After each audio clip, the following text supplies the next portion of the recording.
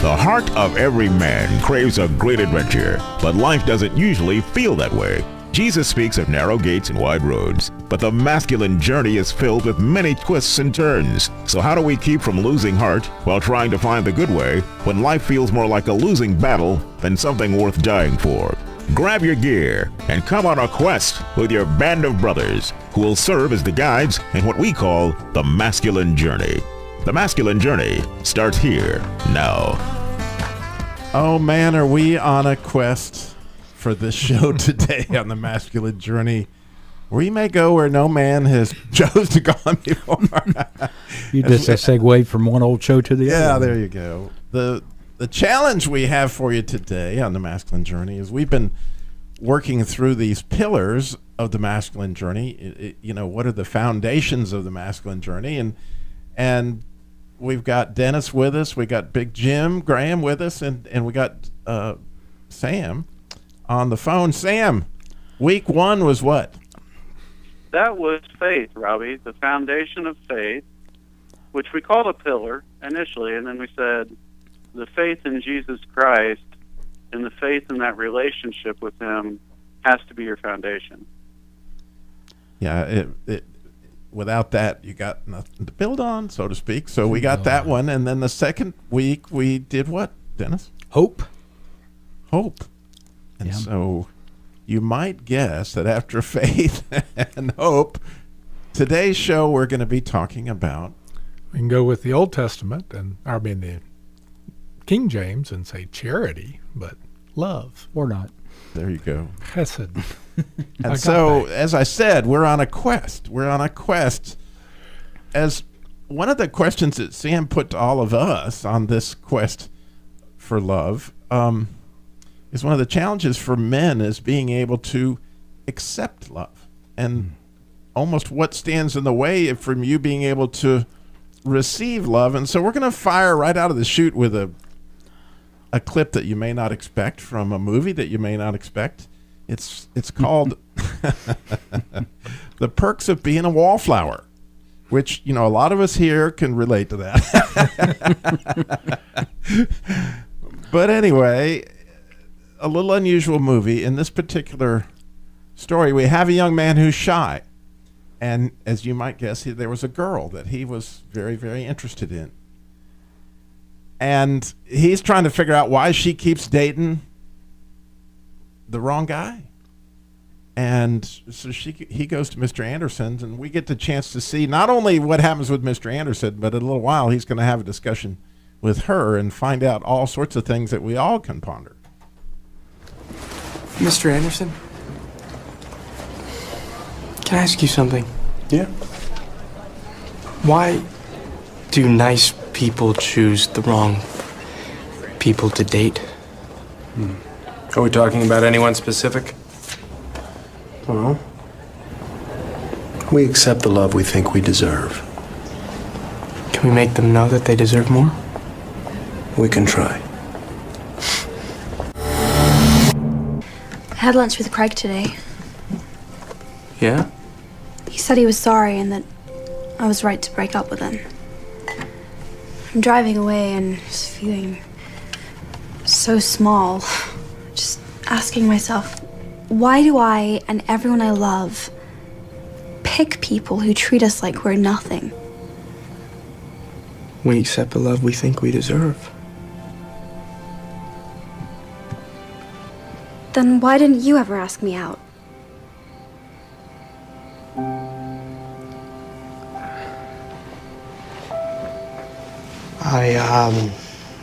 I just didn't think that you wanted that. Well, what did you want? Well, I just want you to be happy. Don't you get it, Charlie? I can't feel that. It's really sweet and everything, but you can't just sit there and put everybody's lives ahead of yours and think that counts as love. I don't want to be somebody's crush. I want people to like the real me. I know who you are, Sam.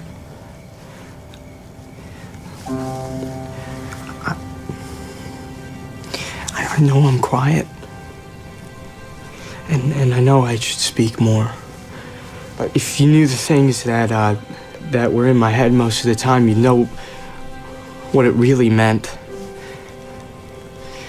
How much we're alike and how we've been through the same things. And you're not small. You're beautiful. We accept the love we think we deserve is the line, but I want you to, Jim, as you think about the first chapter of the Song of Solomon, we have this picture of the king himself coming after this Shulamite woman who's obviously not in the same class level.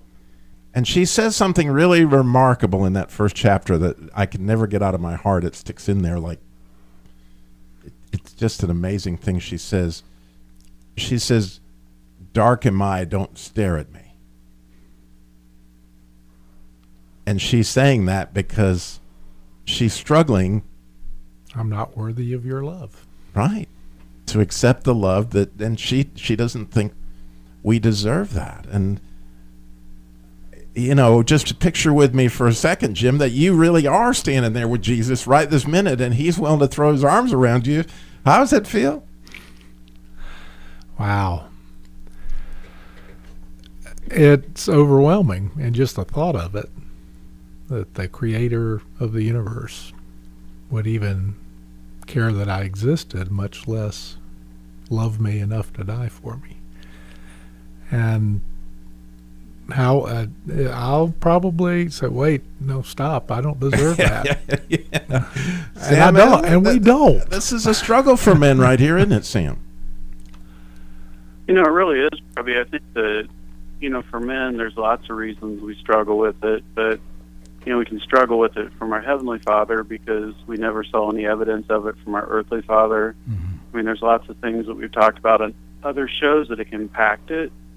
But I think a lot of times is we just know what we've done, and even though we know that Jesus' blood covers it, and we're forgiven, often we have a hard time forgiving ourselves, you know, which really doesn't allow us to accept that love that Christ is fully offering. Yeah, that dark am I yet comely is actually the words she says. And Dennis, for you, how does that feel?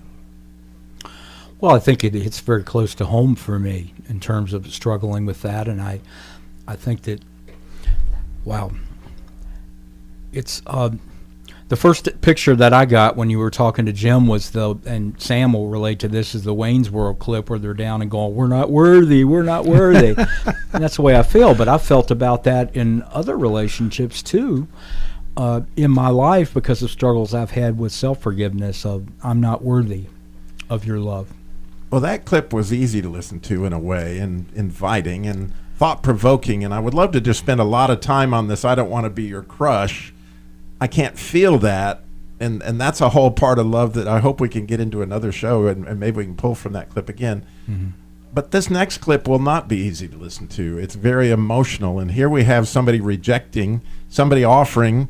It's from the movie Good Will Hunting, and we have a man that when he rejects that, it gets kind of emotional and almost abusive.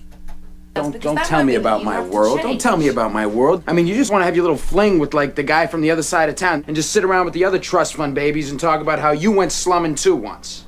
Why are you saying this? What is your obsession with this money? My father died when I was 13 and I inherited this money. You don't think every day I wake up and I wish that I could give it back?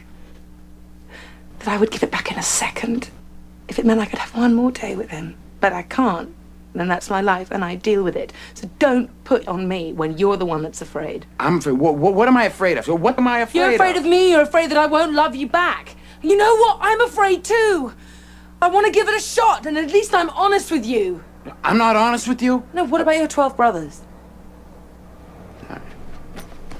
No, you're not going. You're not leaving. What do you want to know? What? That I don't have 12 brothers?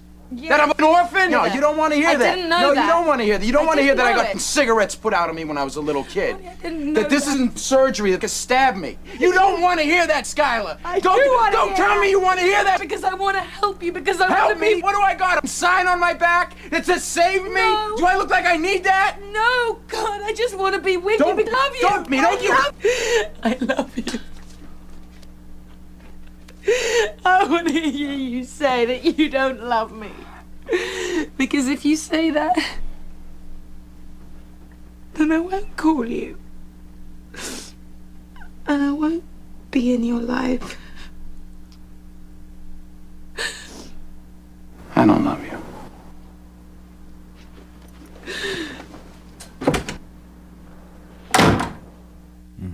That is very, very, very painful to listen to, Sam. And as I hear him saying, I don't love you, and walking out the door, I wonder how many times today I did that to God. No, that's a good question, Robbie. And I think there's this whole element that we're talking about of accepting the love from God, and until we can really do that, it's hard to accept the love from others. And in Will's case, everybody that was supposed to love him along the way has hurt him deeply. The ones that had been put in his path in the foster care and all those things have hurt him deeply. And I just don't think that he can open his heart to love because he doesn't understand that it's even truly available without hurt being on the backside of it. Yeah, the risk involved is phenomenal. And as we go through the three characters, we have 4 characters we've listened to. In the first clip, both people ended up going out there on the limb and risking. And here we only see Sky risking, and then she faces, it does not go well for her with all this risking at this point in time, and it ends up doing something else that love does that we're going to get to a little bit more in the next segment, is suffer.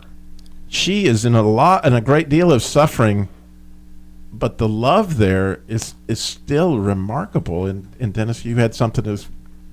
No, I was thinking about something that Jim brought up earlier in the week when we were talking about this show, that there's kind of a tension there. We talk about getting the acceptance, accepting God's love, but the statement that Jim made in his email was accepting God's love, understanding that we're not deserving of it. So there you have that tension against being a human being and feeling like I am deserving of it. I mean, where do we go with all that? Yeah, where do we go with all that? And how do we get there? To the break. We understand. We're going to take you there. Well, we got so much more coming at you in the next segment. But right now, we'd ask that you might visit masculinejourneyradio.org. Take a look at the boot camp coming up November 9th through the 12th. Hi, this is Sam with Masculine Journey. I'm here with my son Eli. We're going to talk about ways that you can help support the ministry. One way, you can go to smile.amazon.com. There's information on our website there on how to do that. Then you can go to facebook.com where you can click the donate button, or you can go to masculinejourneyradio.org. Once again, look for the donate button. Or if you want to mail something in, mail it to P.O. Box 550, Kernersville, North Carolina, 27285. I am William Wallace. You've come to fight as free men, and free men you are. What will you do without freedom? Find out from Jesus what you will do with that freedom. A 4-day adventure with God. It's a Masculine Journey Radio Boot Camp. Boot Camp is designed to give men permission to be what God designed them to be, passionate warriors for the kingdom. Coming this November, the 9th through the 12th, go to masculinejourneyradio.org to register while you're thinking about it.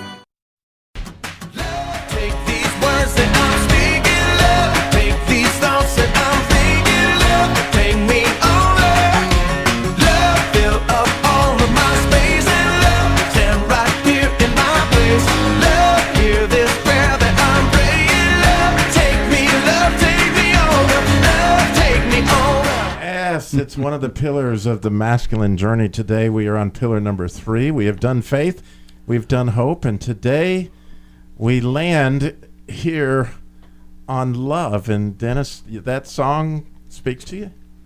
Well, I think we got the right one, didn't we, Sam? We were talking about that yesterday or a few days ago about that song from Stephen Curtis Chapman. Interesting, though, that we're talking about accepting love, and he's basically at a point where he's saying, "God, I need it. Bring it on. I want it. I want your love. Take me over." That's pretty cool. Well, one of the things that I discovered just last week, which is significant on this issue of love, is I found out that the root of the word passion and the root of the word patience in the Greek is actually patio, which means to suffer. And when you begin to unpack what that may mean, when Jesus' passion, right, it was his suffering.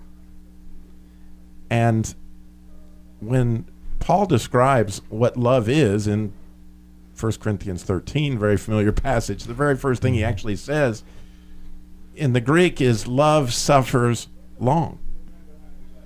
And so if we go back to think of what we just heard from Skylar in that clip, I mean, she is really set up to suffer. And as I've processed this all week, it's at the point in time that I choose not to suffer that relationships break up. Mm-hmm. That Will did not want to suffer. The reason he walked out that door is he didn't want to risk suffering. Again. Right. Well, I hate to share the bad news for everybody, but whether you choose to risk it or not, open love is on you, whether you'd risk it or not. What do you think, Sam? Well, I think that it is upon us, but do we open our hearts to it? I think the question becomes, what keeps us from opening our heart, yes, to Jesus, but also to other people? And I think a lot of times the only love that we've truly been demonstrated in our life has not really gone well. And so that becomes an inhibitor. If I don't love, if I don't open my heart, then I can't be hurt. And that's what we heard Will doing.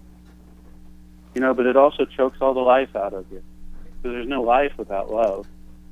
I can vouch for that. I mean, I listen to that and I hear myself about 17 years ago in a relationship after my marriage had been over, and I prayed about having an opportunity to see some other women, and I met this Christian woman who was very nice to me and showed me a lot of love, and but I wasn't ready to accept it. And when it ended badly. I mean, it ended with me yelling and screaming and saying, we're just going to break up. So that clip hits me very close to the heart because the wounds were still open, and I didn't realize it at the time. Actually, it's been part of this masculine journey for me that's gotten me to that point of starting to see that there was still so much hurt there that even went back to my childhood, those wounds that hadn't been healed, and I felt unlovable, but boy, I took it out on you. I want to make you feel a little better about that. That'd be great, man. Because when I was listening to she was Sky is her name. Yeah. She was wonderful. Her whole presentation was very loving. Will, not so much. I mean, we look at it as he was being cruel. But I think there was an underlying care for her that he knew how screwed up he was. So he was going to protect her by rejecting her and show love in a not very normal way. Well, almost like the character in the first clip, which was like, I just want you to be happy. That is not at my own sacrifice. I want you in my life. I desperately want you. But more than that, I want you to be happy. And it seems like it's self-sacrificing. But in that case, it chokes the life out of you. Exactly. And he hits on something that's very true, because when I think back again about that relationship, I didn't think I was good enough for her. Well, at some point in time, we may find out too late that we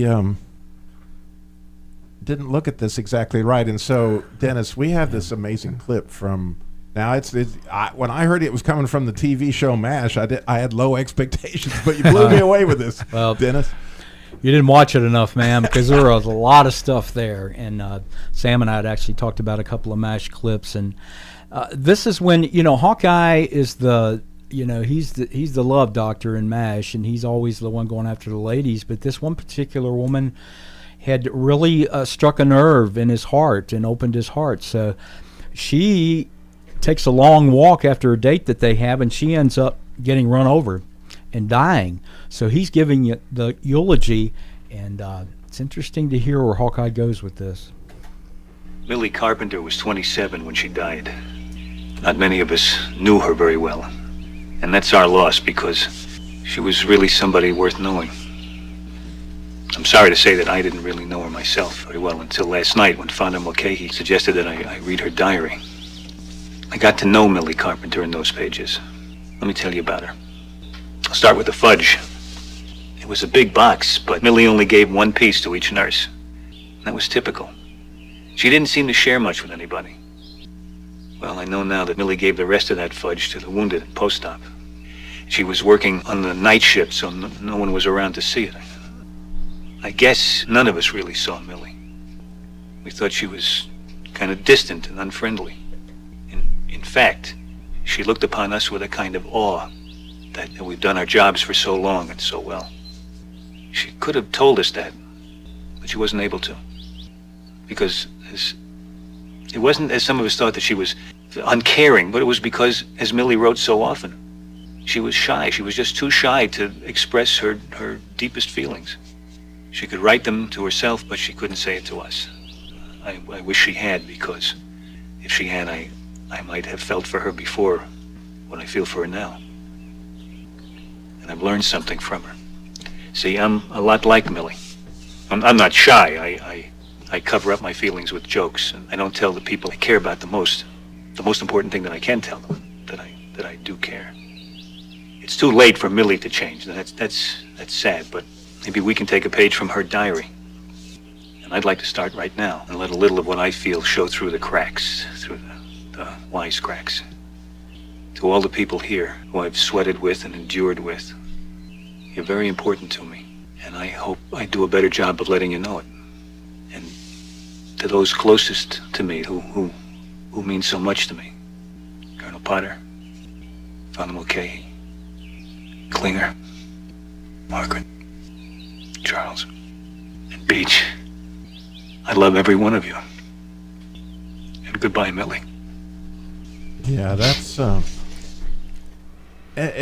it's an interesting place where we end up there, as God has had me on this love lesson plan this week, because right before I listened to that clip today, I got a call from an old friend. In fact, it was a friend who had been my partner for years and years and years, like 30 years.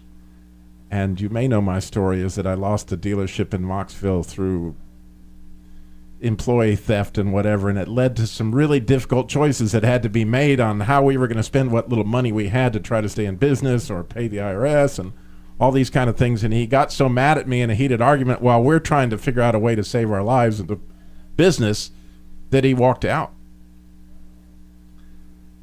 And honestly, we had not reconciled it's been nearly 9 years. And he had called me to tell me a fellow friend had passed away, and I had called him back to discuss that. And as we began to talk, God was just like, "This is your chance." And I had a chance to apologize to him and say, Tim, if our friendship was not worth what happened at the end, and I don't know if I was right or wrong, but at this point in time, I'll just go on the record as saying I was wrong. I did it wrong. I wish we'd had all these years of friendship, because we'd shared so many through the years. And now I want you to know I love you. And I've always loved you. And you've meant so much to my life in so many different ways.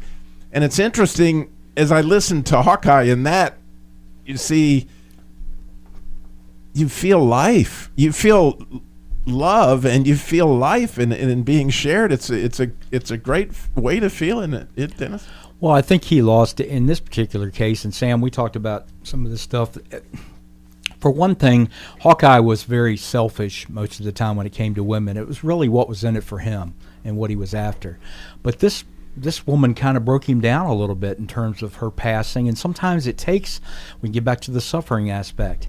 You suffer, and then you go back and you see these things, and it makes you want to to give some love. And Sam, you and I had talked earlier about struggling with those things and forgiveness, and you said some things to me that were pretty hard to hear, but do you recall any of that?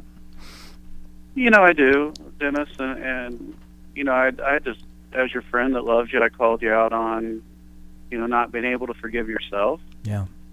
In some ways, and when we can't do that, we can't move forward. Now, I mean, you move forward in lots and lots of ways, but then I was talking more in a past tense. Yeah.